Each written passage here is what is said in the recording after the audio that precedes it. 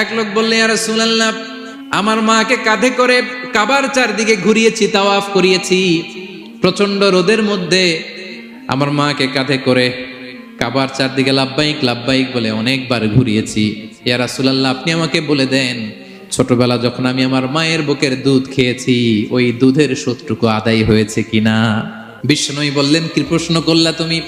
লাউ কাতাতা জিলদাক, তুমি যদি তোমার গায়ের চামড়া কেটে জুতা বানিয়ে দাও, চামড়াটা কেটে শুকিয়ে যদি জুতা বানিয়ে তোমার মায়ের পায়ের নিচে দিয়ে দাও, ছোটবেলায় মায়ের বুকের যে দুধ খেয়েছো, একটা দুধের এক ঢোক দুধ খাওয়ার শোধ আদায় হবে না। এক ঢোক যে দুধ খাইছো ওইটারই শোধ আদায় হবে। খবরদার, খবরদার, বাবা মার ব্যাপারে সাবধান। বিশেষ করে মায়ের সাথে। দুজনের কথাই আল্লাহ প্রথমে বললেন, এরপরে বললেন বিশেষ করে মায়ের সাথে, কারণ হামালাতহু উম্মুহু, বাবা তোমারে পেটে ধরে নাই, পেটে ধরেছে কে?